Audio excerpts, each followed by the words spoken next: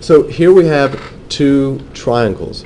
And I have told you nothing about whether these guys are congruent or similar. I hope that you guys could look at this and realize these guys are not what?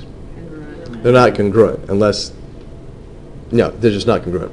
And if I say they are similar, you have to pay attention to how I say that they are similar. Okay? So I'm going to say this, that triangle MNO is similar to triangle RST. Okay. So you have to make sure you understand what the corresponding parts are. And there's a lot of things that I can do here. I could say this. This guy is 106 degrees, and this guy is 41 degrees.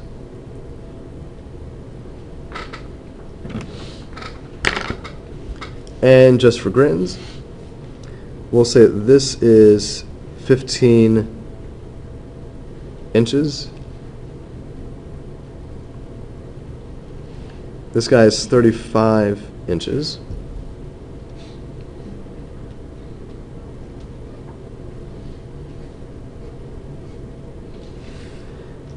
We're going to make that 42 inches, and we'll make this one here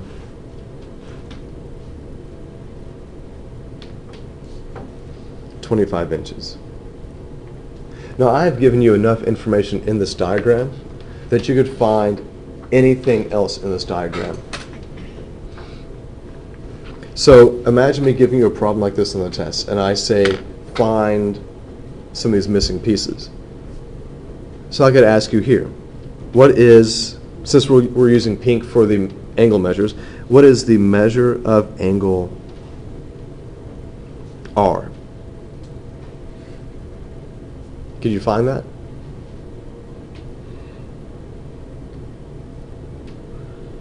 Could you find the measure of angle O?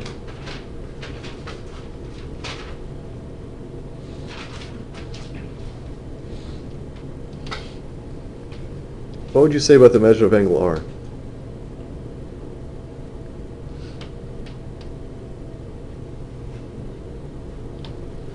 We said these triangles are similar, right? If the triangles are similar, we said that the angle measures are what? What did we just say about the angle measures? They're equal. So the R corresponds to what angle in the other triangle? Look at how it's given here. R is the first vertex mentioned, and it matches up with M, the first vertex mentioned here. So that means that the measure of angle R is the same as the measure of what? The measure of what angle?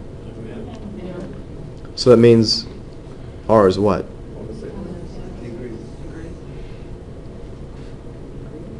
How would you find the measure of angle O?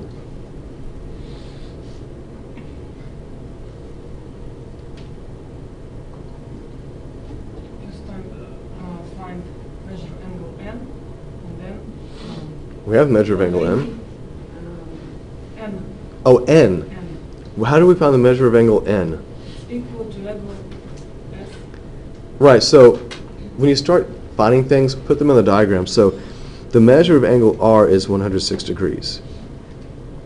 Since we know these triangles are similar, that means that N and S match up. So S and N have the same angle measure, so that's 41 degrees here. And that means that O is the only missing angle measure of a triangle, and we can figure that out because what is the sum of all of the angle measures of a triangle? 180. So let's figure that out. What's 106 and 41? That's 147. So to figure out this guy right here, you need to do 180 minus 147. What do you come up with? Come up with 33. So this guy right here has to be 33 degrees. And if that guy's 33 degrees, what else do you know in this particular diagram? the measure of angle T must also be 33 degrees. But now I want you to find the side lengths. How can I find the length of line segment ST? I can set up a proportion, right? Now, when you set up this proportion, here's what I want you to do. You don't know ST, so that should be one of the first things that you write. You know what, and if you want to, let's call this X because we don't know. So X, what does ST correspond to in the other triangle?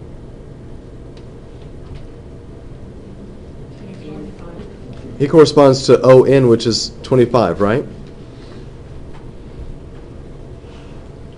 And this has to equal another ratio, another fraction, but you got to pay attention though. X came from the big triangle, right? And 25 came from the smaller triangle. Are you with me? That means when you do this ratio, you have to pick a side from the larger triangle that corresponds to a side in the smaller triangle. Now, what sides should we use here? Because you want to make sure you're using sides that have numbers. That means you don't want to include OM because you don't know that guy. MN and RS correspond to each other, right? What goes on top? 15 or the 35? 35. Are you sure it's 35? Because think about this ratio that we set up. We had the triangle on the right compared to the triangle on the left. That was the ratio that we had going on there, right? So now that you have this equation, can you solve this? Okay, what are you going to do to solve it?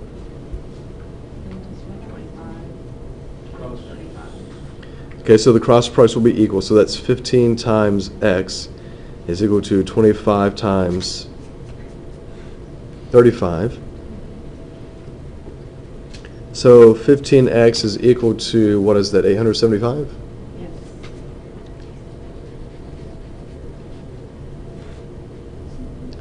When you divide by 15, what do you come up with?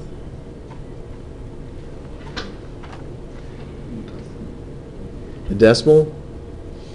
It's got to be wrong. It's got to be a whole number. Oh, we got to fix this. Mr. Craig, you're wrong. You know you messed up this problem.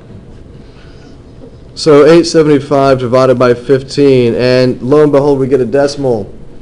58.3 repeating, right? You know how I might write this?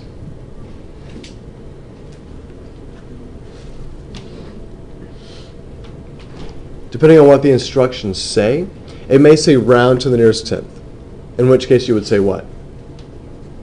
What is this guy to the nearest tenth? 58.3. Okay. But if I want to keep all of this information without having an ugly answer, I may say this. 58 1/3, right? Because didn't we learn our fractions when we said that 0.3 repeating is the same as 1/3? Uh-huh. And what was 0.6 repeating? 2/3. That was a long time ago? Okay, you know what? This guy still remembers it. So that means that my X in this diagram up above is 58 1/3 inches. Because we're going to make sure that we use appropriate symbols, right? Appropriate units. You all right, Gabby? Fine. Just fine. All right, fine. Let's do the other one. How do we figure out OM? Maybe we set up a proportion just like this one? Now, this is what I would do. I don't want to use 58 1/3 in a proportion. Do you? So let's go back to the sides that we know, 15 and 35.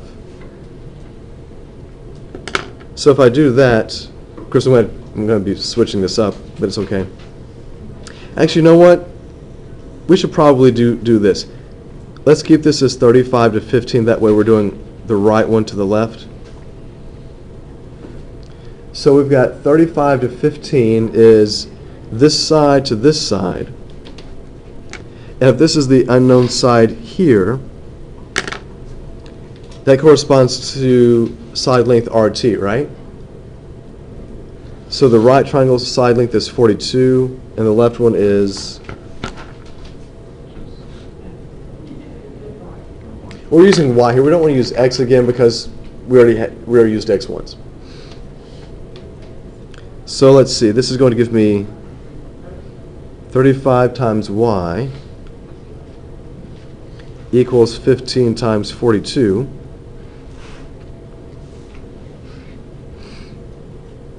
So 35Y, that's going to be 630?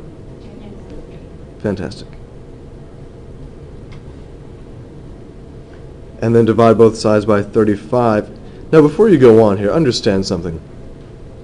In the original picture, okay, this right triangle is larger. All of these measurements are larger on the right side. So whatever I get for Y has to be less than 42 inches, right? If it's not, then we did something wrong. So when I do the division here, 630 divided by 35. Did I do that right? Cool. So Y equals 18. So, in my original diagram,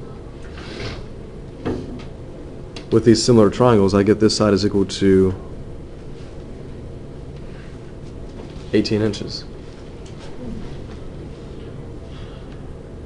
What do you guys think about that? It's a long problem? It's okay. It can be very difficult. We just have to, sometimes we have to cover up things that don't matter to us at that point. Because when I'm trying to find side lengths, do I need the measure of the angles? No. Angle measures mean nothing for the side length for us. Okay. So maybe we just don't worry about that, and that's why we're trying to use different colors here. Purple for the side lengths, pink for the angle measures. Are we going to have to do the inside angles for the test, or just the... You have to be doing all of it for the test. I'll give you just a diagram and you just put in everything that you don't know.